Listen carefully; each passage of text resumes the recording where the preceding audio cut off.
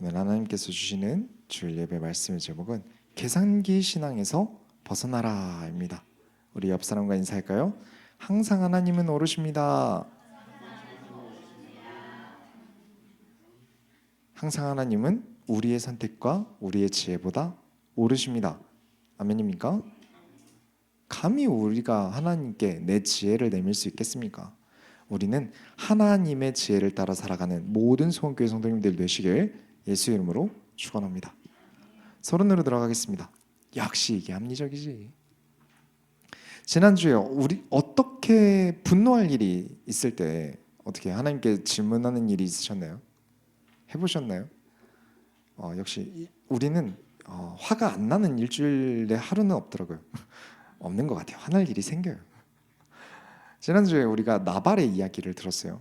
하나님을 선택하는 게 얼마나 중요한 것인가를 다뤘죠. 악하고 고집스러운 나발은 뭐가 안 됐죠?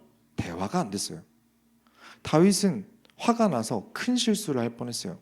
그런데 아비가일이라는 사람이 하나님의 싸움에 대한 이야기를 꺼내면서 다윗의 화가 수그러듭니다. 큰 실수를 면했어요. 내가 바라는 대로 되는 게 복이었나요? 다윗이 바라던 것은 나발을 자기 손으로 직접 죽이는 거였어요. 그렇게 바라는 대로 됐으면 그게 복이었을까요? 아니었다는 거예요. 인생에 오점을 남기는 일이었다. 엄청 후회할 일이었다는 거예요. 내가 바라는 대로 되는 게 복이야. 하나님은 내가 바라는 대로 이루어 주신다고 라고 자꾸 박박 우기면 안 되는 거예요.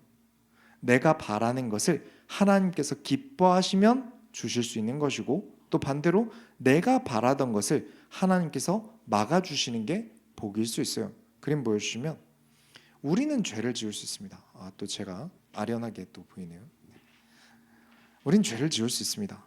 화가 날 수도 있고요. 여러 가지 실수가 있을 수 있어요.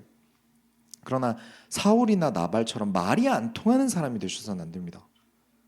여러분이 하나님 앞에 큰 실수를 저지르려고 할 때 누군가는 막아 세워야 하는데, 이렇게 말이 안 통하는 사람이 되면 누구도 여러분을 막아 세울 수가 없어요.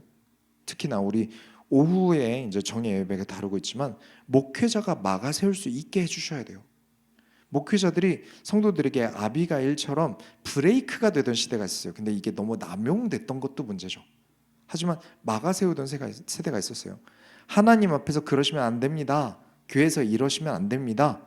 라고 말할 수 있던 시대가 있었어요. 하지만 이제는 좀 힘들어졌어요. 시대가 더는 목사님이 성도의 브레이크가 되기가 힘들어졌어요. 그게 참 아쉬워요. 서로 생각이 다를 수 있지, 서로 의견이 다를 수 있지 라고 다양성을 추구하지만 교회에서만큼은, 그래도 성경에서만큼은 가르치는 자의 말을 들을 수 있어야 됩니다. 누군가의 중재가 있어야 돼요. 왜냐? 우리 교회는 법이 있고 룰이 있는 곳이기 때문에 그래요. 그런 대화가 안 되면 후회할 일이 생깁니다. 하지만 이제는 좀 시대가 많이 어려워진 것 같다. 그래도 도무지 안 되겠으면 이제 제 역할을 해야겠죠. 자, 오늘 우리가 사무엘상을 한 장씩 넘어가다가 한 번에 세 장을 다 넘어갈 거예요. 그렇게 꼭 짚고 넘어갈 게 있어요. 예전에 질문을 드렸던 것인데 다시 한번 여쭤보겠습니다. 대답 안 하시면 돼요. 마음속으로만 대답하세요. 사무엘상의 주인공 누군가요? 이름이 사무엘이니까 사무엘일까요? 아니면 우리 다윗 되게 멋있게 나오잖아요. 다윗일까요? 성경의 주인공은 하나님이십니다. 우리는 성경을 통해 하나님을 깨닫기 위해서, 하나님을 배우고 하나님과 가까워지기 위해 성경을 보고 설교를 들으면서 성경을 배우는 것이지, 다윗과 가까워지고 다윗을 높이기 위해 성경을 보는 게 아니에요. 다윗이 높아지면 안 됩니다. 우리는 성경을 통해 하나님이 높임을 받으셔야 돼요. 오늘 이 이야기를 드리는 것은 오늘 설교부터 다음 주 설교까지 다윗이 큰 실수들을 저지릅니다. 다윗은 사람이에요. 다윗도 저와 여러분과 똑같은 사람입니다. 오늘 설교에서 우리가 눈여겨봐야 하는 것은 합리화 문제예요. 우리가 지난주에 분노 때문에 언약을 잃어버리기 쉽다고 했잖아요. 감정적으로 잃어버리기 쉬운 거죠. 그리고 이번에 봐야 되는 것은 이성적인 문제예요. 합리주의를 보셔야 돼요. 그림 보여드리면 계산을 해보니까 이게 맞아 라는 그 계산기가 우리를 큰 실수하게 만듭니다. 그리고 또 짚고 넘어갈 게 있어요. 우리는 왜 하나님께 질문하지 않을까요? 습관도 습관이에요. 그죠? 습관적으로 바로 못 나올 수도 있는데 사실 진짜 우리가 엄청 큰 사건이나 선택 앞에 서면 자동적으로 신을 찾게 되잖아요. 그죠? 그 어떤 사람이든 힘든 큰 일이 생기면 하나님, 신이시여 하게 돼요. 근데 하나님을 찾아놓고 그 순간 왜 질문하지 않게 되냐면 우리가 본능적으로 느껴요. 이거 하나님께 질문하지 말아야겠다. 왜 그렇죠? 알아요. 하나님께서 안 된다 하시면 어떡하지? 안 될 것 같은데. 근데 나는 하고 싶은데. 그때 하나님께 질문하지 않아요. 이게 우리가 하고 있는 싸움입니다. 쉽지 않아요. 쉬운 건 싸움이라고 표현하지 않아요. 일방적으로 팬 거죠. 싸움이라고 표현하지 않아요. 우리의 싸움은 그런 싸움입니다. 쉽지 않지만 싸워 나가는 거예요. 그렇지 않으면 영적으로 패배했다, 믿음이 부족했다라는 것은 그렇게 내 욕심을, 내가 원하는 것을 내려놓는 데 있어서 부족했고 그 결과 하나님께 질문하지 않는 패배로 결과가 이루어진다는 거예요. 이 이야기가 오늘 이야기의 전부입니다. 다윗에게 어떤 일이 있었는지를 살펴볼게요. 이번에 또 다윗의 동족들이, 같은 유다 지파 사람들이 다윗을 사울에게 넘겨주기 위해서 다윗 위치를 그대로 가서 또 사울에게 이릅니다. 그래서 사울이 다윗을 죽이겠다고 군사들을 또 이끌고 와요. 그걸 다윗이 눈치를 채요. 그리고 밤에 모두가 잠든 틈에 새벽에 다윗이 정예 요원 2명과 함께 잠들어 있는 사울 틈으로 잠입을 합니다. 그렇게 몰래 들어가니까 사람들이 다 자고 있는 거예요. 아무도 보초 안 서고요. 사주 경계를 하는 사람이 없어요. 너무 쉽게 사울까지 프리패스를 했어요. 그래서 다윗의 정예 요원 중에 아비새라는 병사가 지금 이 기회지 않습니까? 지금 한 번에 사울 왕을 찔러 죽이게 해주시지 말입니다. 한 번만 허락해 주세요. 근데 또 다윗이 말려요. 하나님께서 허락하지 않은 것은 할 수 없다. 어떻게 왕을 내가 죽일 수 있겠느냐? 라면서 다윗이 또 뭐라고 하냐면 26장 10절에 보면 다윗이 또 이르되 여호와께서 살아계심을 두고 맹세하노니 여호와께서 그를 치시리니 혹은 죽는 날이 이르거나 또는 전장에서 나가서 망하리라. 그러니까 다윗이 생각해도 사울은 벌을 받아야 하고요, 죽어야 하는 게 마땅해요. 하지만 사람의 손을 타면 안 되는 거예요. 왜? 하나님의 법이 그러니까요. 이 이야기는 지난주에 했습니다. 지지난주에 다뤘어요. 그래서 사울을 죽이지 않고 이번에는 사울 쪽 근처에 있던 창 하나랑 물병을 들고 나옵니다. 그래서 예전에 동굴에서 했던 그대로 해요. 다윗이 뭐라고 하냐면 보십시오, 이번에는 저에게 또 기회가 있었고 저는 이번에도 죄를 짓지 않았습니다. 제가 충분히 당신 죽일 수 있었어요. 제가 무슨 잘못이 있다고 저한테 이러십니까? 이 말을 듣고 또 사울이 아이고 우리 아들 내가 또 실수했네, 내가 미안하다 이러고 다시 또 사울이 자기 집으로 돌아가요. 자, 이런 일이 반복되니까 이제 또 다윗의 마음이 되게 복잡해져요. 그죠? 분명 사울이 정신이 또 나가서 이렇게 분명히 또 난 절대 안 그럴 거야 이래놓고 또 다윗 죽이겠다고 올 거예요. 이거 솔직히 너무 뻔하잖아요. 2번 온 거, 3번 오고 4번 오고 못하겠습니까? 그래서 다윗이 곰곰이 생각을 하다가 27장 1절에 우리가 오늘 읽은 본문이죠. 다윗이 그 마음에 생각하기를 내가 후일에는 사울의 손에 붙잡히리니 블레셋 사람들의 땅으로 피하여 들어가는 것이 좋으리로다. 사울이 이스라엘 온 영토 내에서 다시 나를 찾다가 단념하리니 내가 그의 손에서 벗어나리라. 이렇게 있다가는 언젠가 분명히 사울한테 잡힐 거야. 그렇다고 사울을 내가 죽일 수는 또 없잖아. 이건 하나님이 정해둔 한도 초과라고. 하나님 앞에 죄 짓는 거야. 근데 언제고 이렇게 위험하게 이 조그만한 유다 땅에서 버틸 수도 없잖아. 그래, 블레셋 다시 가자. 그러면 사울한테서 벗어날 거야. 자, 어떻습니까? 합리적이죠. 들어보면 이렇게 도망다니는 인생을 누가 살고 싶겠습니까? 10년 동안 도망다녔어요. 얼마나 힘들겠어요. 무엇이 정답인가요? 블레셋으로 도망간다? 아니면 계속 사울을 피해서 이 조그만한 땅덩어리에서 도망다니다 언젠가 잡히고 만다? 뭘 선택하실래요? 정답은 하나님께 질문한다였어요. 그림 보여주시면 이 질문은 이미 이전에 했었습니다. 다윗이 하나님께 질문하지 않고 예전에 블레셋에 간 적이 있었죠. 갔다가 걸려서 미친 척 했던 거 기억나시나요? 아무것도 얻지 못하고 후회만 하고 돌아왔어요. 왜? 하나님께 질문하지 않았거든요. 하나님께서 다윗에게 이스라엘의 유다 땅에 있으라고 명령하셨어요. 이건 하나님의 명령이에요. 변경되지 않았어요. 안 그래도 도망 다니기 힘든데 여기 유다가 인천시를 한 4개 정도 붙여놓은 땅이에요. 크다면 큰데 잡으려면 잡을 수 있는 땅이에요. 그렇게 크지 않아요. 근데 유다 땅에서 계속 생명이 위협받으니까 안 되겠는 거예요. 그래서 이번에 하나님께 질문하지 않아요. 그리고 블레셋 땅으로 자기 모든 군사들과 군사들 식구들을 이끌고 블레셋에 갑니다. 그러면 결과가 어떻게 될까요? 똑같이 됩니다. 다음 주에 우리가 볼 성경 본문에 다윗에게 끔찍한 일이 벌어져요. 우리는 절대 잊어서는 안 됩니다. 우리는 하나님께 질문한다. 날마다 질문한다. 지난주처럼 분노에 차오르는 감정적인 일이 있다 하더라도 이번 주에 이성적인 합리적인 아이디어가 떠올라도 하나님께 질문한다. 왜죠? 최종 승인권자는 하나님이십니다.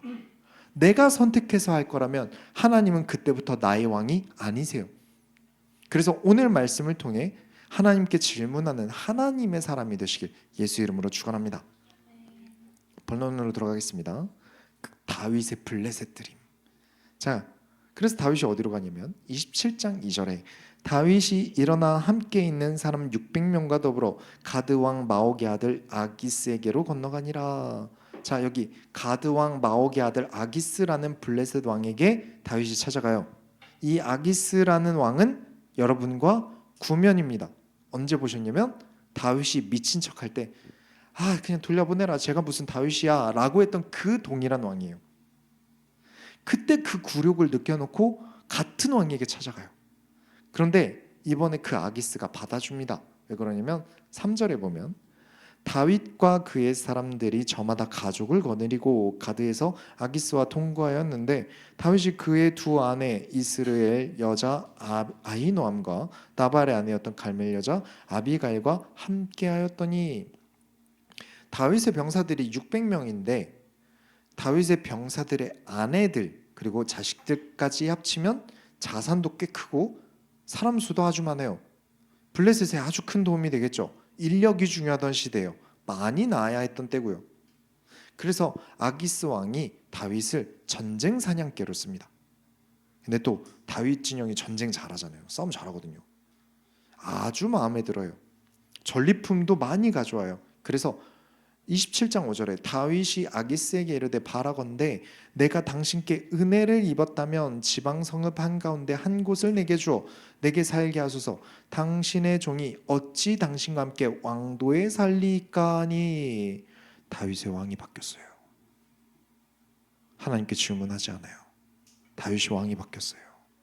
다윗이 자기 식솔들과 살 수 있는 지역을 떼어달래요.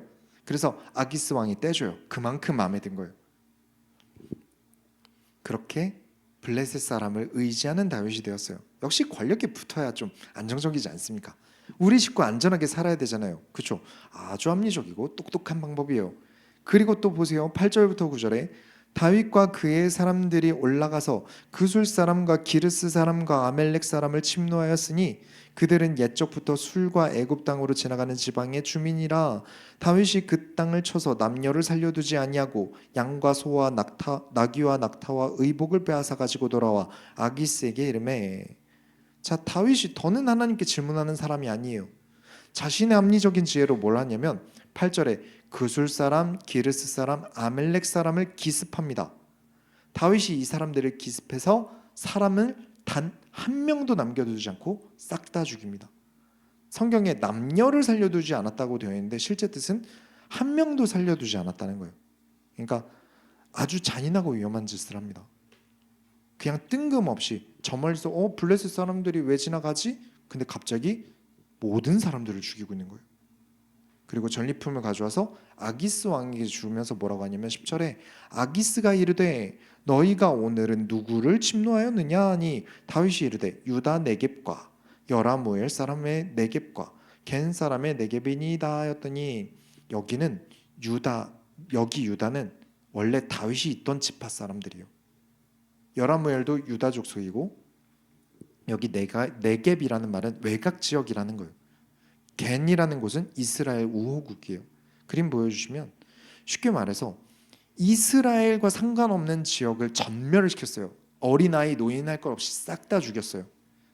그래 놓고 제가 이스라엘 출신이지만 제가 이제 제 고향이 싫어서 이스라엘 사람들을 다 죽이고 오는 길입니다 라고 거짓말을 하고 있는 거예요. 쓸모가 있는 사냥개로 보여야 하니까 쉽게 죽일 수 있는 부족들을 죽였어요. 그리고 전리품을 가져다 주면 우리가 안전하겠죠. 저쪽에서 좋아할 테니까, 아기스 왕이 좋아할 테니까. 제일 중요한 신뢰 문제가 있어요. 나는 이제 유다의 완전한 원수다. 난 이제 블레셋에 정착할 거다. 난 유다의 완전한 적이다라고 신뢰를 보여줘야 계속 믿어주겠죠. 그래서 다른 부족들을 죽인 거 걸리면 안 돼요. 완벽한 거짓말을 위해서 사람은 전부 다 죽입니다. 여기 다윗이 전멸시킨 지역은 이스라엘이랑 사이가 좋지 않은 원수 지역이에요. 이스라엘 원수들을 죽이면 이스라엘에도 좋고, 그렇게 거짓말하면서 우리 가족들도 지키고 합리적이죠. 머리 잘 쓴 거 아닐까요? 이거 잘한 거 아닐까요? 아닙니다. 다윗은 어떤 전쟁이든 어떤 피를 흘리든 하나님께 질문해 왔어요. 제사장을 찾아가서 하나님께 질문하고 어떤 선택마다 하나님께 질문했어요. 하지만 블레셋 가선 안 합니다. 이미 블레셋 갈 때부터 하나님께 질문하지 않았어요. 이방 민족을 죽이는 일에도 하나님께 질문함 없이 남녀노소를 죽이는, 보이는 인간들은 다 죽이는 일이 있었어요. 제가 다윗 이야기를 처음 시작할 때 뭐라고 했는지 기억나시나요?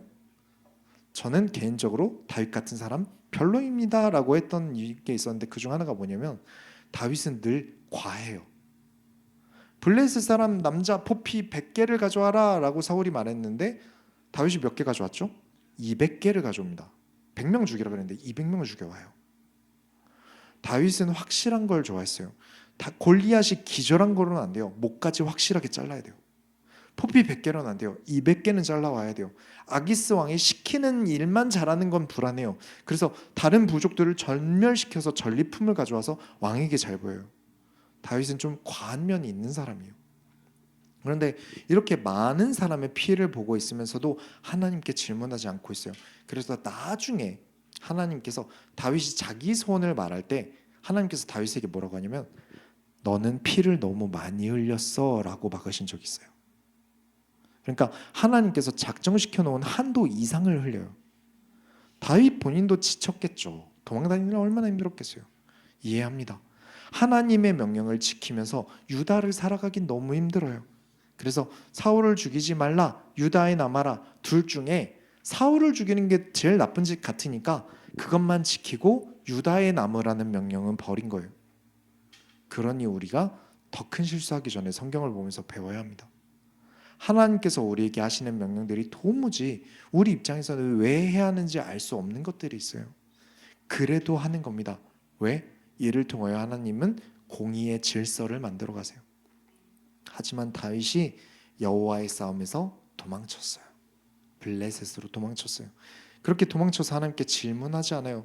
하나님께 질문했는데 네 정신 다시 차리고 이스라엘로 돌아와. 그러시면 어떡합니까? 그건 하고 싶지 않아요. 거기서 또 도망다니는 인생 살고 싶지 않아요. 듣고 싶지 않아요. 다윗의 본 모습은 이렇게 좀 잔인하고 과하고 기괴한 면이 있는 사람입니다. 다윗에게서 하나님에 대한 신앙을 다 떼고 보면, 인간적인 행실만 보면 진짜 이상한 사람이 맞아요. 인간적으로만 볼 때 왕이 되기 전 사울이 다윗보다 낫습니다. 인간적인 면이 그래요.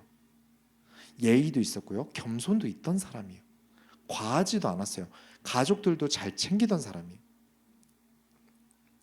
다윗이 나중에 자기 자식들한테 하는 거 보면 사울이 자기 자식들한테 더 잘했어요, 사실.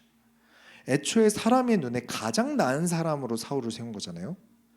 이스라엘 백성 눈에 가장 마음에 드는 사람으로 세운 사울과 사실 중심 말고는 볼 게 없었던 다윗, 이 둘 중에 하나님께서 중심만 보시고 선택하신 거예요. 왜냐? 사울과 다윗을 확실하게 구분해서 우리에게 보여주시려고. 그리고 하나님께서 다윗의 억제기가 되어주신 거예요. 하나님께서 하지 말라 하시면서 지켜주시고 보호하신 건 이런 과한 사람, 악한 모습, 죄도 과하게 지을 수 있는 다윗의 억제기가 되어주신 거예요. 그러면 우리는 다윗과 다른가요? 저도요, 제 안에 진짜 저는 분명히 악할 거예요. 죄가 기쁘고요, 악함이 즐거울 거예요. 인간은 다 그런 존재예요. 그런 우리가 하나님께 질문함을 멈추면, 우리가 능력이 없어서 그렇지 힘만 있으면 다윗처럼 아무 죄 없는 어떤 사람들을 잔인하게 만드는 그런 사람이 될 수도 있는 거예요. 저와 여러분이 하나님께 질문함을 멈추면, 그렇게 내 뜻대로 하기 시작하면 우리는 걷잡을 수 없이 이런 다윗과 같은 행동을 할 수도 있단 말입니다. 28장에 보면 블레셋이 갑자기 뜬금없이 이스라엘을 잡겠다고 전쟁을 벌여요. 그리고 이번 전쟁에 갑자기 다윗아 너도 참여해, 그리고 다윗도 이스라엘과 전쟁하게 생겼어요. 지금 다윗은 생각도 못한 큰 문제가 생긴 거예요. 자기 동족은 안 죽이고 싶어서, 사울 왕은 안 죽이고 싶어서 이러고 도망쳐서 블레셋에 와서 살았는데, 계속 거짓말하고 살 수 있을 줄 알았는데 갑자기 사울 왕을 죽이는 전쟁에 다윗을 쓰게 돼요. 이거 어떡하죠? 그렇게 머리를 굴리다가 곤란한 일이 생겼어요. 계속 거짓말 야금야금 하면서 다녔는데 진짜 내 친척, 내 고향 사람들을 죽여야 하는, 하나님의 율법을 아주 제대로 어겨야 하는 상황이 생겼어요. 호미로 막을 것을 가래로 막는다. 사울 하나 안 죽이려고 블레셋 갔다가 이스라엘의 온 백성들을 자기 손으로 죽이게 생긴 거예요. 이 다음에 장면을 좀 바꾸겠습니다. 사울이 저 멀리서 오는 블레셋 군사들이 보여요. 너무 많은 숫자들이 몰려와요. 이제 더 이상 다윗과 같은 무쌍의 장군도 없어요. 큰일 났죠. 근데 사무엘은 죽었어요. 제사장들도 사울이 다 죽였어요. 그럼 이 상황에서 누구에게 물어보죠? 당시 이스라엘의 여호와는 전쟁에 능한 신이었어요. 이건 예전에 사사기에서 굉장히 많이 다뤘습니다. 여호와에 대한 이미지는 가장 큰 이미지는 전쟁에 능한 신이었어요. 그래서 하나님께서 관여하신 전쟁은 말도 안 되게 불리한 상황에서도 승리를 주셨단 말이에요. 근데 지금 말도 안 되는 불리한 상황이 왔어요. 저기서 블레셋이 막 구름대같이 쳐들어와요. 그런 상황에서 어떻게 해야 할지 하나님께 물어볼 방법이 없어요. 그래서 사울이 생각한 게 무당이라도 부르자라는 생각이 든 거예요. 예전에 사무엘과 함께 사울이 같이 했던 일들 중 하나가 이 신접한 사람들, 무당들을 다 내쫓는 일을 했어요. 그렇게 해놓으니까 이제 신접한 사람도 없는 거예요. 그래도 어떻게든 해봐야죠. 사울 왕이 신접한 사람, 그러니까 무당을 수소문을 합니다. 그래서 겨우 한 명 찾아냈어요.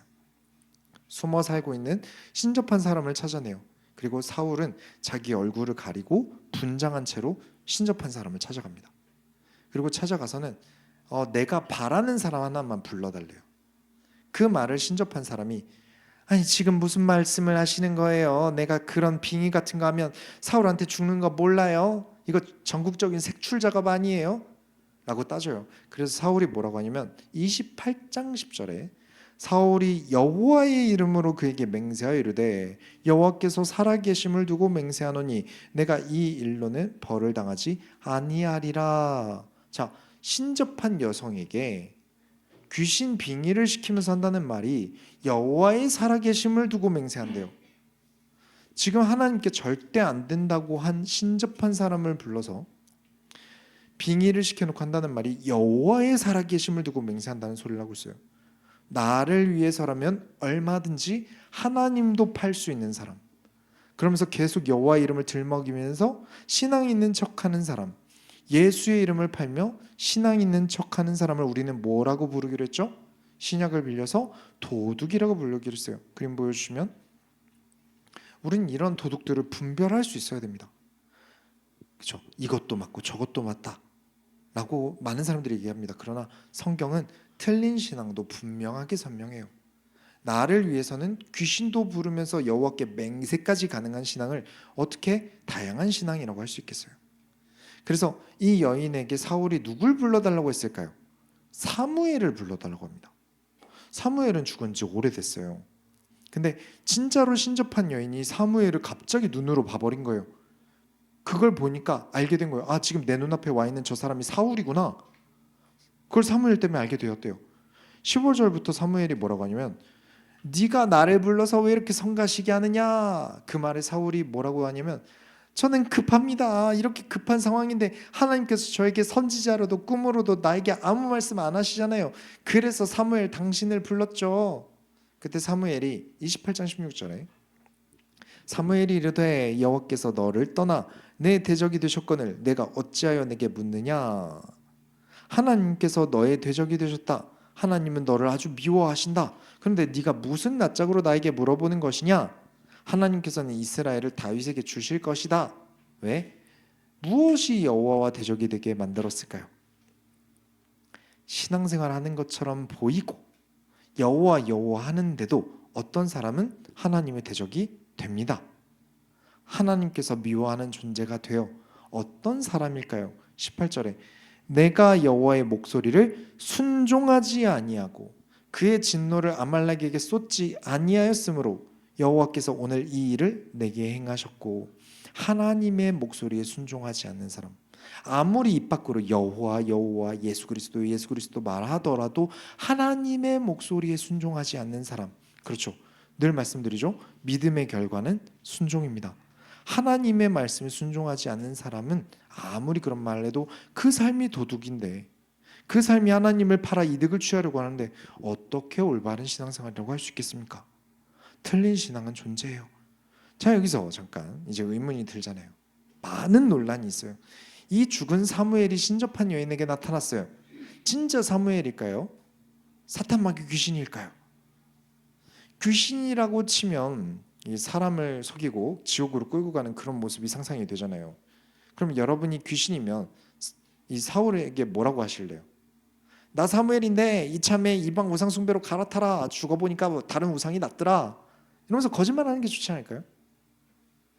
근데 귀신이라고 하는 생각을 하고 보면 틀린 말을 하나도 안 해요. 하나님 편에서 맞는 말을 해버린단 말이에요. 그렇지 않습니까? 하나같이 다 맞는 말이에요. 그러면 이 접신한 사람이 부른 게 진짜 사무엘일까요? 그럼 하나님께서 신접, 무속인을 통해 믿음의 영웅 사무엘을 진짜 데리고 왔다고요? 이에 대해서 초대교회 교부들은 진짜 사무엘일 것이다 라고 말합니다. 하나님에 대해서 한계를 정하지 않아요. 그리고 종교개혁자들은 귀신이 사무엘인 척한 거다라고 해요. 뭐가 맞을까요? 이건 풀리지 않은 숙제입니다, 지금까지. 하지만 이제 제 개인의 고민입니다. 여기서부터 말씀드리는 것은 지금까지 교회사에서 확실하게 결론을 내리지 못했어요. 이 사무엘을 귀신이라고 하면 초대교회 교부들이 틀렸다고 말하게 돼요. 귀신이라고 말하게 되면 귀신이 아니라고 하면 종교개혁자들이 틀렸다고 하게 돼요. 그래서 계속 이 본문과 고민을 해서 나름의 결론을 말씀드릴게요. 물론 이것마저도 저는 답이라고 생각하지 않습니다. 사울이 오랜 시간 무엇에 시달렸죠? 악령에 시달렸어요. 근데 그 악령은 어디서 온 거죠? 기억하시나요? 하나님께서 온 거예요. 하나님께로부터 온 거였어요. 예전에 16장 14절에 여호와의 영이 사울에게서 떠나고 여호와께서 부리시는 악령이 그를 번뇌하게 한지라. 여호와께서 부리시는 악령이, 사람들이 여기서 인지 부조화가 와요. 하나님이 악령을 부리신다고? 근데 우리는 사탄과 싸우라며, 그러면 마귀들과 싸운다, 사탄과 싸운다, 마귀들과 싸운다 하는데 왜 하나님께서 악령을 부리셔? 그래서 이 파트에 대해서 한 번 더 정리를 하겠습니다. 자, 여호와의 영이 사울에게서 떠났습니다. 그리고 사울의 주권자는 공석이에요. 더 이상 하나님의 왕이 아니에요. 사울이 우선순위 앞에 욕망과 명예 이런 것을 두었지만 결국 그 자리에는 악령이 자리를 잡습니다. 근데 여기서 머리가 아픈 건 여호와께서 부리신다 하잖아요. 서원교회 한정으로 성경의 메인 빌런을 사탄이라고 하지 않습니다. 이유는 모든 핑계를 스스로가 아니라 사탄 때문이라고 말하는 사람들의 입을 막기 위해서요. 사울이 악령에 의해 번뇌합니다. 이것은 악령 때문인가요? 사울 본인이 하나님을 버렸기 때문인가요? 하나님을 버렸기 때문이에요. 도둑이 죄를 지어서 감옥에 가서 고통받는 것은 감옥 때문에 고통받는 불쌍한 사람인가요? 죄 때문에 죄값을 치르고 있는 사람인가요? 그렇죠. 죄를 지었기에 다시는 죄를 짓지 말라고 감옥에서 죄값을 치르고 있는 거잖아요. 그러면 사울의 고통은 사울의 죄 때문인가요? 악령의 괴롭힘 때문인가요? 사울의 죄 때문이죠. 근데 자꾸 사탄한테 속아서 그래 라면서 죄를 용인하는 형태를 너무 많이 봐요. 왜냐하면 사탄이 1순위 빌런이라고 여기기 때문에 사람들이 죄가 문제로 보이지 않는 거예요. 우리 교회는 사탄을 메인 빌런이라고 말하지 않습니다. 성경에 보면 욥기에서 하나님께서 사탄과 대화를 하시는 장면이 나와요. 하나님께서 악한 악한 영을 보내셔서 일을 하신 경우들도 있어요. 하나님은 온 우주의 주권자십니다. 하나님께서 직접 악령에게 명령하시는 장면도 있고요. 이번 사울은 본인이 하나님을 버림에 대한 심판을 주시지만 여전히 생명을 걷어가지 않으시므로 기회도 함께 주고 계세요. 사탄이 하나님과 1대1로 싸워서 이기는 것처럼 사람들이 생각하는데 어딜 감히 마귀가 하나님을 이깁니까? 마귀라 하더라도 하나님이 시키면 해야 돼요. 그래서 저는 이 사무엘을, 여기 신접한 자가 만난 사무엘은 하나님이 부리시는 악령 정도로 이해하고 있습니다. 더 쉽게 아주 말씀드릴게요. 사탄이라도 귀신이라도 하나님께서 까라면 까야죠. 그렇죠? 하나님이신데요. 온 우주의 주권자시잖아요. 하나님께서 야, 너 내가 시킨 대로 하고 와. 아이, 저 귀신인데요. 갔다 와. 그러면 해야죠. 별 수 없는 겁니다. 욥기에서도 하나님께서 너 하고 싶은 것 하나님께서 사탄에게 너 하고 싶은 거 다 해도 돼. 근데 이것만 하지 마라고 명령하신 거 사탄이 그대로 지킵니다. 그러니까 사탄은 우리의 대적자, 우리의 경쟁자가 맞아요. 그러나 하나님의 대적자는 아닙니다. 하나님의 경쟁자는 아니에요. 대적이 돼야 대적을 하죠. 그래서 저는 교부들과 종교개혁자들의 의견을 종합해서 귀신이 맞는 말하고 같다. 악령이 맞는 말하고 같다. 딱 시키는 대로 하고 같다. 근데 또 여기서 의문이 생겨요. 그러면 하나님의 말씀을 사탄이 전달할 수 있는가? 하나님의 명령을 사탄을 통해 내릴 수 있는가? 이건 좀 달라요. 하나님 나라의 일을 위해 해야 하는 의의 일은, 의로운 일은 하나님께서 천사를 보내시거나 혹은 예수님께서 직접 가세요. 근데 이렇게 하나님께로부터 간 악령이 하던 일들은 대부분 분열이거나 악에 대한 처벌의 결과예요. 그래서 어떤 하나님의 말씀과는 좀 구분을 지을 필요가 있습니다. 그래도 납득이 안 가는 분들이 있을 수 있어요. 왜냐? 느낌적인 느낌으로 믿으면 이게 절대 납득이 안 가거든요. 어떻게 하나님은 하얀색인데 검고 뻘건 사탄이랑 이야기하고 명령도 내리시냐, 이런 느낌이 들 수 있는데 우리는 느낌대로 믿지 않습니다. 선입견대로 생각하지 않고 성경대로 믿어야 합니다. 우리는 하나님의 말씀에 순종합니다. 느낌을 믿지 않아요. 느낌을 믿는 사람들이 극단적으로 가면 하나님과 대적이 됩니다. 실제로 그래요. 여호와라고 이름 지어놓은 우상숭배 할 수 있나요, 없나요? 있습니다.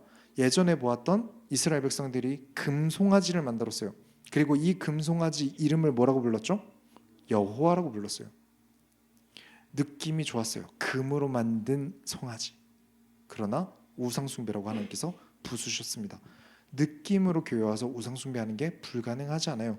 결론을 내리겠습니다. 하나님께는 계산기를 꺼내는 게 아닙니다. 자, 뭔가 오늘 감동적인 포인트도 없고 믿음의 수고로 일어난 포인트가 없죠.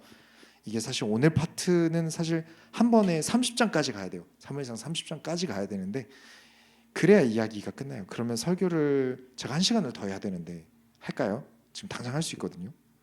다음 주로 미뤄두겠습니다. 어쩔 수 없죠.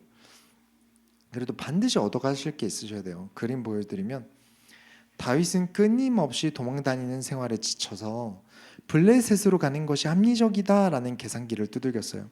그래서 하나님께 질문하지 않고 블레셋으로 가서 무고한 사람들을 잔인하게 죽이는 죄를 짓습니다. 예전에 다윗이 소년이고 아무 무서울 게 없던 시절에 골리앗을 두고 뭐라고 했는지 기억하시나요? 블레셋 쪽을 향해서 저 할례 받지 않은 자가 감히 여호와를 모욕한다라고 화를 냈어요. 그러면서 할례 받지 않은 이방인들을 언약 없는 사람들, 멀리해야 하는 사람들 취급을 했단 말이에요. 근데 지금 그 할례 받지 않은 이방인들 사이에서 살아가려고 해요.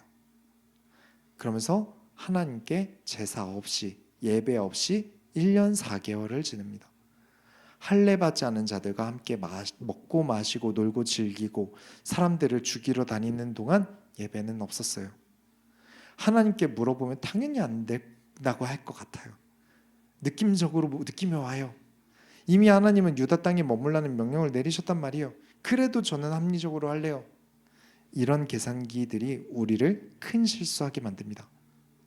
다윗은 본래 그 안은 과하고 잔인한 사람이에요. 그런 딱 하나, 하나님께 질문한다는 이것으로 위대한 왕으로 기억되고요. 하나님께 질문하는 왕이란 이유로 하나님께서 가장 사랑하시는 왕으로 부르시는 거예요. 그렇습니다.